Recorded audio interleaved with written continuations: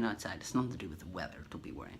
But this is one that I've been looking to do for quite some time, and I thought, oh, I have spare time. I have to go through my comic books. It's comic book related, and pick some issues, and then talk about this tag video which I am starting. So I obviously want to get the ball rolling. Basically, obviously, we love comic books, we love reading comic books, and sometimes we are enamored by the covers of, oh right, okay, I've just got a message on Facebook, so bear with me.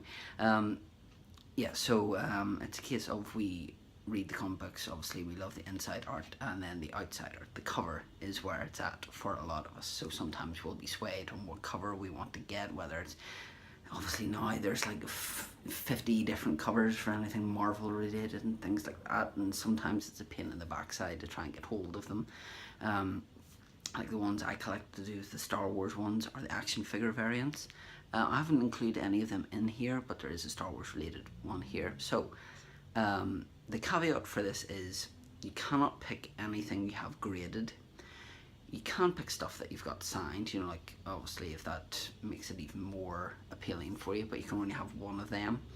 You can only have one per series, so you can't pick all Spider-Man or whatever. It has to be 5, you know, like so 5 different titles. And yeah, if you're tagging this video and you'd like to do one, then tag 5 other people, and let's see how we can get this going.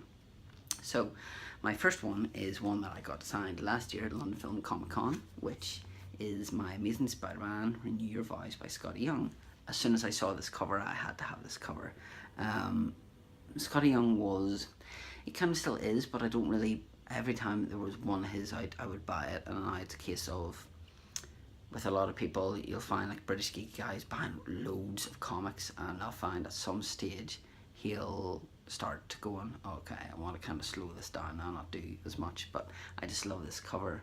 It was great to meet Dan Slott and get him to sign it as well, and it was a really good series as well, so it makes it even better whenever you're reading the comic and the outside art is as good as the stuff inside. So one that I picked up for this year, and this was a plan to get Carrie Fisher to sign, but then obviously I went for my vinyl because I thought it was better to have multiple signatures on one item than having it on this. This would have worked better if Billy D. Williams was there, and I could have got him and her to sign it, which was a Mark Brooks Midtown Comics New York City exclusive, which is obviously her and her Bosch or Bosch or whatever way you want to call it from Jabba's Palace. So as soon as I saw this, obviously to do with Return of the Jedi, I think I picked this up for like £3 off eBay, which I was really surprised with, and it's one of my favourite covers. Obviously the Princess Leia comic itself wasn't that brilliant, but because it was Star Wars I had to pick it up. I did try the first couple issues of the Obi-Wan Anakin one, which was not to my taste at all. But yeah, I just really love this cover. So you can see there, Bib Fortuna, Gamorrean Guard, Jabba, Billy D in a skiff outfit, and then 3PO and R2. So I really, really like that cover, and that was my idea to get her to sign this because I really like the art on it. But keep it for prosperity's sake. So my next one, I did have like an honorable mention here, which was the Hulk, which was this one here, which looks like a Donkey Kong kind of cover. But 2 of these are from Mike Lacey, as always. He features in all my videos. He's not beside me or anything, but he's always here with his generosity. And which was the Giant Size Hulk #1 from 1975. I still can't believe the condition of this comic, and this was one that I was going to get Stan Lee to sign and get graded, but I went for the one that had Spider-Man on the front. And that's this cover here.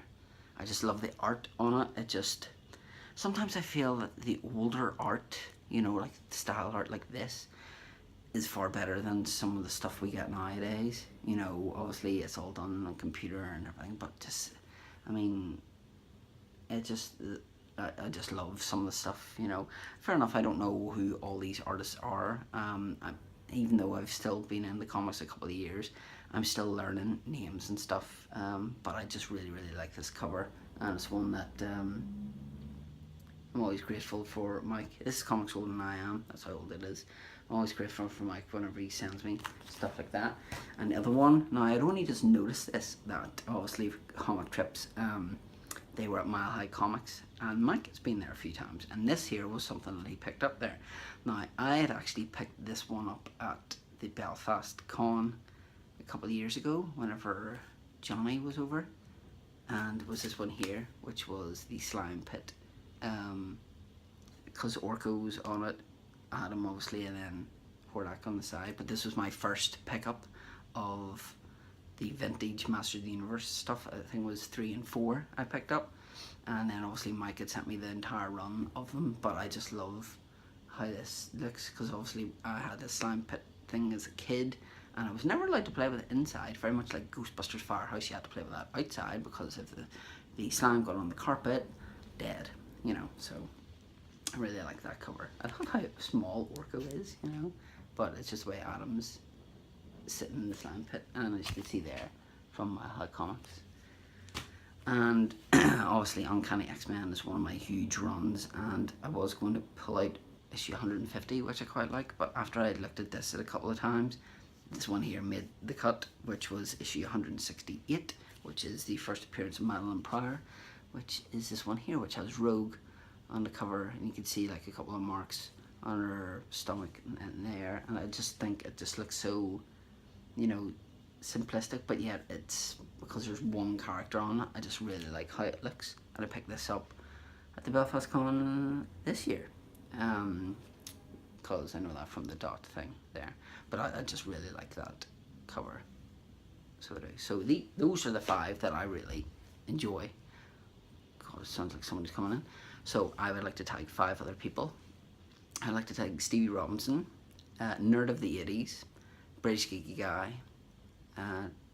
Robbie Rebel, Retro Rebel, and Comic Trips. So I'd like to tag you 5. Comic Trips, obviously I know they get inundated with tags and stuff, so if they get round to it, because they've got so many comics, you can do 5 each if you want.